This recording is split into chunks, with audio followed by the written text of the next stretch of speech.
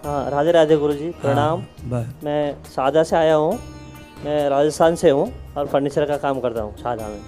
तो मैं ये आपसे पूछना चाहता था कि एक परमात्मा की भक्ति कैसे करें, ऐसा इष्ट किसको माने ऐसा?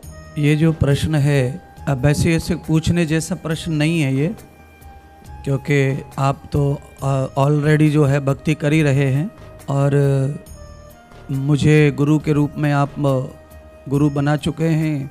उसके बाद गुरु बनाते हैं तब गुरु भक्ति का ज्ञान देते हैं, भक्ति के नियम बताते हैं, तो फिर सवाल पूछने जैसा नहीं बचता है। और अगर हम बिना गुरु के भी भक्ति कर रहे हैं तो वो भक्ति भी हमारी कोई अनर्गल या व्यर्थ नहीं है, उसका भी हमें लाभ प्राप्त होता है, उसका भी फल मिलता है, उससे भी परमात्मा भगवान प्रसन्न होते हैं। अब रही बात कि हम भगवान कैसे, किसको इष्ट किसको माने, तो भगवान के रूप में जो भी रूप आप जिससे भी पहले से लगाव रखते हैं, बालकपन से, किशोर अवस्था से, या आपको जब समझ आई तब से, आपको जो भी जिस देवता के प्रति आपकी प्रगाढ़ता है, श्रद्धा है, आप उसी में अपनी निष्ठा को रखकर उसी को इष्ट मान करके आप भक्ति करना प्रारंभ करते हैं, तो उसी इष्ट में सब देवताओं का आपको दर्शन भी होता है और सब देवता उसी इष्ट से कृपा भी करते हैं।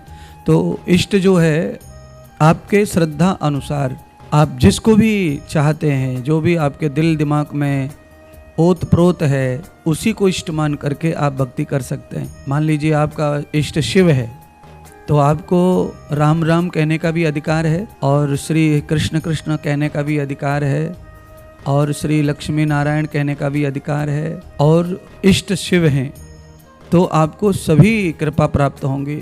अगर आपके इष्ट कृष्ण हैं तो भी आप नमः शिवाय कह सकते हैं, नमो भगवते कह सकते हैं, राम श्री राम जय राम कह सकते हैं, तो भी आपको सब भक्ति प्राप्त होगी। कोई भी इष्ट होने से हमारी भक्ति जो है सफल मानी जाती है, बल्कि उसके प्रति हमारा जो प्रगाढ़ता है, श्रद्धा है, जो भाव है, वो अटूट होना चाहिए।